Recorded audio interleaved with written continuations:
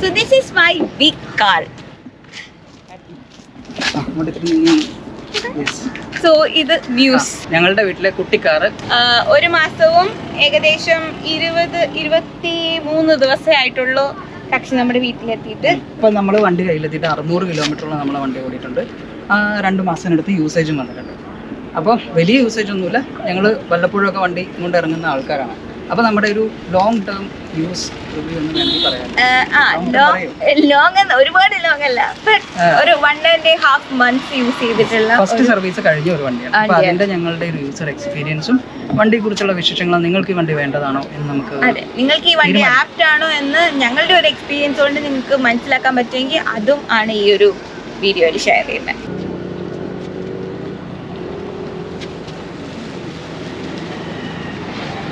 ഇത് MGയുടെ high end variant ആണ്, പ്ലഷ് എന്നുള്ള വേരിയൻ്റ് ആണ്. അൺഫോർച്ചുനേറ്റ്ലി ഇതിപ്പോൾ പ്രൊഡക്ഷനിലില്ല. ഇതിപ്പം പ്രൊഡക്ഷൻ നിർത്തിയ വണ്ടിയാണ്. പക്ഷേ ഞങ്ങൾക്കത് വാങ്ങാനുള്ളൊരു ധൈര്യം എന്ന് പറഞ്ഞു കഴിഞ്ഞ് കഴിഞ്ഞാൽ ഇതിൻ്റെ പാർട്സ് ഒക്കെ ഇപ്പോഴും അവൈലബിൾ തന്നെയാണ്. ബാറ്ററി എല്ലാം സെയിം തന്നെയാണ്. ജസ്റ്റ് കുറച്ച് മൈനർ അപ്ഗ്രേഡ്സ് ആണ് ന്യൂ ഇയർ വേരിയൻസിലുള്ളത്. ഇനി എന്തുകൊണ്ടാണ് ഈ ഒരു മോഡലിലേക്ക് വന്നതെന്ന് ചോദിച്ചു കഴിഞ്ഞാൽ മെയിൻ റീസൺ ഞാൻ തന്നെയാണ്. എനിക്ക് ഇതിന് മുന്നേ എനിക്ക് ഡ്രൈവിംഗ് പഠിച്ചപ്പോൾ എനിക്ക് ഏറ്റവും കൂടിയ വെല്ലുവിളി എന്താണെന്ന് വെച്ച് കഴിഞ്ഞാൽ, ഞങ്ങൾക്ക് നേരത്തെ ഉണ്ടായിരുന്ന കാറിൽ ഞാനൊരു 3 കുഷ്യൻ വെച്ച് അതിൻ്റെ മേളിൽ ഇരുന്നാലേ എനിക്ക് വ്യൂ ഉണ്ടായിരുന്നുള്ളൂ. അപ്പോൾ അതിൻ്റെതായ കുറേ ഡിഫിക്കൽട്ടീസ്, പെട്ടെന്ന് എനിക്ക് വണ്ടി എടുക്കാൻ പറ്റുന്നുണ്ടായിരുന്നില്ല. അങ്ങനത്തെ കുറേ ബുദ്ധിമുട്ടുകൾ ഉണ്ടായിരുന്നത് കൊണ്ടാണ് ഏറ്റവും കുട്ടി കാർ എടുക്കാന്നുള്ള ഒരു തീരുമാനത്തിലെത്തിയത്. അപ്പോഴാണ് ഈ കോമറ്റിനെ കുറിച്ച് അറിഞ്ഞത്. എന്നാൽ പിന്നെ കോമറ്റ് എടുക്കാം, ഇലക്ട്രിക് കാറാണ്. എനിക്ക് ഭയങ്കര ആഗ്രഹമായിരുന്നു എനിക്ക് സ്വന്തമായിട്ട് ഇലക്ട്രിക് കാർ വേണം എന്നുള്ളത്. സോ ആ ഒരു സംഭവം ചെക്ക് ചെയ്യുന്ന ഒരു കാർ ആയതുകൊണ്ടാണ് നമ്മളിത് എടുത്തത്. അതിൽ എനിക്ക് ഏറ്റവും ഹാപ്പിനെസ് തന്നത് ഞാനിത് ആദ്യമായിട്ട് ടെസ്റ്റ് ഡ്രൈവ് ചെയ്ത സമയത്ത് എനിക്ക് കിട്ടിയ വിസിബിലിറ്റി. എനിക്കൊരു ലോറിയിലിരിക്കുന്നതാണ്. ഞാൻ ഇതിന് മുന്നേ ഒരു വീഡിയോയിൽ പറഞ്ഞിട്ടുണ്ട്. എനിക്ക് സീരിയസ്ലി പറഞ്ഞാൽ എൻ്റെ സ്കൂൾ ടൈമിൽ ഞാൻ ബസ്സിൻ്റെ പെട്ടിപ്പുറത്തിരുന്ന് വ്യൂ കാണുന്ന ആ ഒരു ഫീലാണ് എനിക്ക് ഈ കാറിലിരുന്നപ്പോൾ കിട്ടിയത്. അതെനിക്ക് ഇതുവരെ ഒരു കാറിലും കിട്ടിയിട്ടില്ല. സോ അതാണ് മെയിൻ റീസൺ ഈ കാർ എടുക്കാനായിട്ട്. ഇപ്പോൾ ഹെലിനൊക്കെ ഓടിക്കാൻ പറ്റും എന്നുള്ളത് കൊണ്ട് ഇത് അത്രയും ചെറിയ ആൾക്കാർക്ക് വേണ്ടി എന്നുള്ള വണ്ടിയൊന്നുമല്ല. ഇതാ ഞാനും ഈ വണ്ടിയിലിരിക്കുന്നു. എനിക്ക് 5.7 ഉണ്ട്, ഹെലിന 4.8 ആണ്. പിന്നെ അത് കൂടാതെ 6 feet ഉള്ള ഞങ്ങളുടെ അളിയൻ ശ്രീജിത്ത് അളിയനും ഈ വണ്ടിയിൽ ഇരുന്നിട്ടുണ്ട്.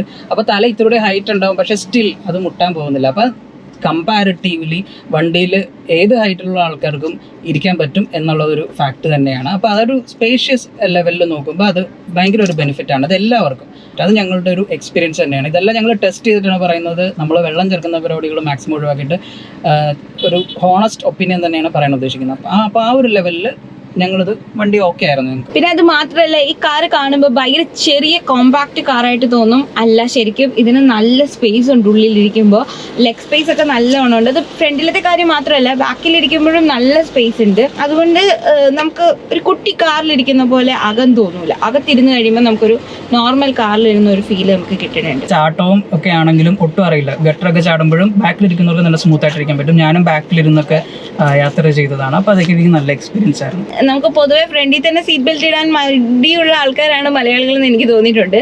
പക്ഷെ ഇതിൽ ബാക്കിലിരിക്കുമ്പോൾ പോലും സീറ്റ് ബെൽറ്റ് വേണം എന്നുള്ളൊരു നിർബന്ധ ബുദ്ധി നമ്മുടെ ഈ കാറിനുണ്ട്. അതിപ്പോ മിക്ക കാറിനും ഉണ്ടെന്ന് എനിക്ക് തോന്നുന്നു.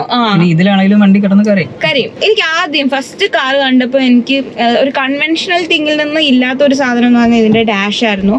ഡാഷ് ഇല്ല ഈ വണ്ടിക്ക്. ഇതിനൊരു ക്ലോസ്ഡ് ആയിട്ടുള്ള ഒരു സ്റ്റോറേജ് സ്പേസ് ഇല്ല. അത് എനിക്ക് കുറച്ച് ബുദ്ധിമുട്ടായിരുന്നു. കാരണം നമുക്ക് എന്തൊരു സാധനം ആണെങ്കിലും ഇട്ട് വെക്കാന്നുള്ളൊരു തിങ് ഉണ്ടായിരുന്നല്ലോ, അത് ഇല്ലായിരുന്നു.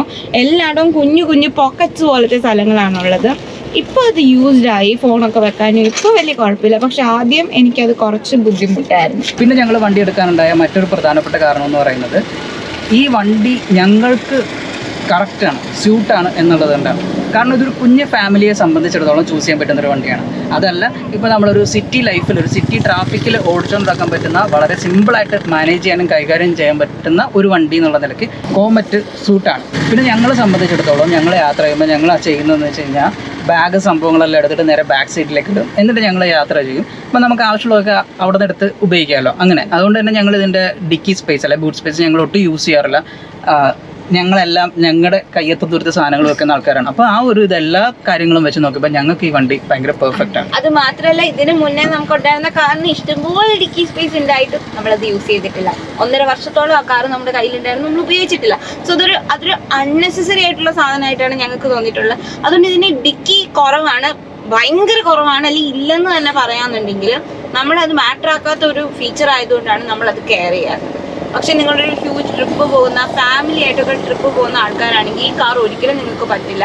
കാരണം ഇതിന്റെ ബൂട്ട് സ്പേസ് കുറവാണ്, ഇല്ല എന്ന് തന്നെ പറയാം. ട്രാഫിക്കിൽ വണ്ടി കൈകാര്യം ചെയ്യുന്ന പറയുന്നത് ഭയങ്കര എളുപ്പമാണ്. അതുകൊണ്ടാണ് പറഞ്ഞത്, പ്രത്യേകം പറഞ്ഞത്, സിറ്റി ലൈഫിൽ ഇപ്പോൾ നിങ്ങൾക്ക് ഓൾറെഡി ഒരു കാറുണ്ട്, ഒരു സെക്കൻഡ് കാർ വേണം സിറ്റിയിലെന്നുണ്ടെങ്കിലും, ഇനി അതല്ല നിങ്ങൾക്ക് മെയിൻ കാറായിട്ട് സിറ്റിയിൽ വർക്ക് ടൈമിൽ യൂസ് ചെയ്യാനാണെങ്കിൽ നിങ്ങൾക്ക് കോമറ്റ് തീർച്ചയായിട്ടും ചൂസ് ചെയ്യാം. കാരണം ഡ്രൈവിംഗ് നല്ല സ്മൂത്ത് പരിപാടിയാണ്, ഹാൻഡിൽ ചെയ്യാൻ ഒട്ടും ബുദ്ധിമുട്ടില്ല, ഭയങ്കര ഈസി ആയിട്ട് ഹാൻഡിൽ ചെയ്യാം. പിന്നെ വിസിബിലിറ്റി കാര്യങ്ങളെല്ലാം നല്ലോണം ഉണ്ട്, സ്റ്റിയറിംഗ് കൺട്രോളിങ്ങും എല്ലാം ഭയങ്കര സ്മൂത്താണ്. അതായത് നമുക്ക് ടയർഡ്നെസ് ഫീൽ ചെയ്യുന്നില്ല. പിന്നെ അതിൻ്റെ ഒരു കാര്യം കൂടിയുണ്ട്, വളരെ ചെറിയ ടയറാണ്, വളരെ ചെറിയ വണ്ടിയാണ്. പക്ഷേ ഞങ്ങൾക്ക് ഗട്ടർ ചാടിയൊക്കെ യാത്ര ചെയ്താലും തിരിച്ച് വീട്ടിലെത്തി കഴിയുമ്പോൾ നോർമലി എന്തെങ്കിലും ബാക്ക് പെയിനോ ബുദ്ധിമുട്ടുകളൊക്കെ ഉണ്ടാവും. പക്ഷേ ഞങ്ങൾക്ക് അത് ഉണ്ടായിട്ടില്ല. ഇതിൽ ഗട്ടറൊക്കെ ചാടുമ്പോൾ ഭയങ്കര സ്മൂത്താണ്, നമ്മളത് അങ്ങനെ വലുതായിട്ട് അങ്ങനെ ഫീൽ ചെയ്യുന്നില്ല. ഞാൻ എപ്പോഴും പറയും, ഒരു കളിപ്പാട്ട് വണ്ടി ഉപയോഗിക്കുന്ന പോലെയാണ് നമുക്ക് ഇത് ഫീൽ ചെയ്യുന്നത്. നമ്മുടെ ഈ പ്ലഷ് എന്ന് പറഞ്ഞ വേരിയന്റിലും ഇപ്പോൾ പുതിയതായിട്ട് വരുന്ന വേരിയൻസും തമ്മിലുള്ള ഒരു പ്രധാന വ്യത്യാസം എന്ന് പറയുന്നത് ഈ വണ്ടിയിൽ ക്രീപ്പ് ഫംഗ്ഷൻ ഇല്ല. ക്രീപ്പ് ഫംഗ്ഷൻ എന്ന് പറഞ്ഞു കഴിഞ്ഞ് കഴിഞ്ഞാൽ നമ്മുടെ ബ്രേക്കിൽ നിന്ന് കാലെടുക്കുമ്പോൾ തന്നെ വണ്ടി മൂവ് ചെയ്യാൻ തുടങ്ങുന്ന ഒരു ഫംഗ്ഷനാണ്. വണ്ടി മൂവ് ചെയ്തുകൊണ്ടിരിക്കും ഒരു കുറഞ്ഞ സ്പീഡിൽ. അത് ഓട്ടോമാറ്റിക് കാറുകളിലൊക്കെ അത് ഉണ്ട്. അപ്പോൾ ഓട്ടോമാറ്റിക് കാറുകൾ ഓടിക്കുന്നവർക്ക് അത് അറിയായിരിക്കും. അപ്പോൾ ആ ഒരു ഫംഗ്ഷൻ ഇതിലില്ല. ഇതിൽ ബ്രേക്കിൽ നിന്ന് കാലെടുത്താലും വണ്ടി അവിടെ തന്നെ ഇറക്കത്തിലോ കയറ്റത്തിലോ ഒന്നും അല്ലെങ്കിൽ അവിടെ നിൽക്കും. അതല്ലാന്നുണ്ടെങ്കിൽ നമ്മൾ വണ്ടി മുന്നോട്ട് പോകണമെങ്കിൽ ആക്സിലേറ്റർ ചവിട്ടണം. അപ്പോൾ ആക്സിലേറ്റർ ചവിട്ടിയാൽ മാത്രമേ വണ്ടി ഓടത്തുള്ളൂ. പുതിയ വേരിയൻറ്റിലാണെന്നുണ്ടെങ്കിൽ ക്രീപ്പ് ഫംഗ്ഷൻ ഉണ്ട്, ബ്രേക്കിൽ നിന്ന് കാലെടുക്കുമ്പോൾ തന്നെ അത് വണ്ടി ഓടും. അത് ട്രാഫിക്കിൽ ഭയങ്കര ബെനിഫിഷ്യൽ ആയിട്ടുള്ളൊരു കാര്യമാണ്. ഇനി ഇതിൻ്റെ ബാറ്ററിയെ കുറിച്ചും ചാർജിങ്ങിനെ കുറിച്ചും പറയുകയാണെങ്കിൽ, ഇപ്പോഴുള്ള ഹൈ വേരിയൻറ്റിൽ ഉള്ള ഒരു സംഭവം എന്ന് പറയുന്നത് ഫാസ്റ്റ് ചാർജിങ് ആണ്. അത് ഈ പ്ലഷ് വേരിയൻറ്റിന് ഇല്ല. അപ്പോൾ രണ്ട് കാര്യങ്ങളാണ് പ്ലഷിനില്ലാത്തത്, ക്രീപ്പ് ഫംഗ്ഷനും പിന്നെ ഫാസ്റ്റ് ചാർജിങ്ങും. പിന്നെ ഇതിൻ്റെ ഒരു ബാറ്ററിക്ക് റേഞ്ച് പറയുന്നത് 200 കിലോമീറ്റേഴ്സ് ആണ് 100% ചാർജിൽ. പക്ഷേ പരസ്യം ചെയ്യുന്നതൊക്കെ ഒരു 230 കിലോമീറ്റർ കിട്ടുമെന്നൊക്കെയാണ്. പക്ഷെ നമ്മുടെ ഈ സിസ്റ്റത്തിൽ കാണുന്നത്, ഇതിൻ്റെ ഡിവൈസിൽ കാണുന്നത് 200 കിലോമീറ്റർ 100% ചാർജിൽ കിട്ടുമെന്നാണ്. പക്ഷെ നമുക്കൊരു 165 കിലോമീറ്റർ ഒക്കെയാണ്, 160-165 കിലോമീറ്റർ ഒക്കെയാണ് ഒരു ആവറേജ് കിട്ടുന്നത്. പക്ഷേ ടിയാഗോയുടെ EV വെച്ച് കമ്പയർ ചെയ്യുന്ന സമയത്ത് അത് ഭയങ്കര എഫിഷ്യൻ്റ് ആയിട്ടാണ് തോന്നുന്നത്. ടിയാഗോയ്ക്ക് ഇത്ര പോലും റേഞ്ച് കിട്ടുന്നില്ല എന്നാണ് നമ്മൾ കമ്പാരിസണൊക്കെ കണ്ടപ്പോൾ മനസ്സിലായത്.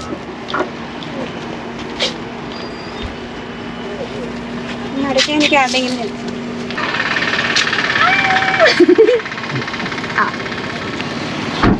പിന്നെ ഇതിൻ്റെ വലിയൊരു അഡ്വാൻറ്റേജ്, ഇപ്പുറത്തോട്ട് മാറിയിരിക്കാൻ എനിക്ക് വണ്ടിയിൽ നിന്ന് പുറത്തേക്ക് ഇറങ്ങേണ്ട കാര്യമില്ല. ഇവിടെ ഫ്രണ്ടിൽ കുറേ സ്പേസ് ഉണ്ട്, നമുക്ക് ഇങ്ങോട്ടേക്ക് ഡയറക്റ്റ് ചാടാം. സോ കോമറ്റ് എന്ന വണ്ടിയെക്കുറിച്ചുള്ള ഞങ്ങളുടെ അഭിപ്രായങ്ങൾ ബേസിക്കലി പോസിറ്റീവ്സ് ആണ് നമ്മൾ ഇതുവരെ പറഞ്ഞത്. പക്ഷെ അത് മാത്രമല്ല, നമുക്ക് ഒരുപാട് കാര്യങ്ങൾ വേറെ പറയാനുണ്ട്. കുറേയധികം നെഗറ്റീവ് ആയിട്ടുള്ള കാര്യങ്ങൾ നമുക്ക് ഈ ഒരു വണ്ടി കാരണം വന്നിട്ടുള്ളതും നമുക്ക് പറയാനുണ്ട്. ഞങ്ങൾക്ക് പേഴ്സണലി സംഭവിച്ചിട്ടുള്ള കാര്യമാണ്. അപ്പോൾ അത് എല്ലാവർക്കും സംഭവിച്ചിട്ടുണ്ട് എന്ന് ഞങ്ങൾക്ക് തോന്നുന്നില്ല. പക്ഷേ അതും പറയണമല്ലോ. അപ്പം നമുക്ക് അത് നെക്സ്റ്റ് വീഡിയോയിൽ എന്തായാലും പറയാം. അത് ഞങ്ങൾ ഡീറ്റെയിൽ ആയിട്ട് പറയുന്നത്.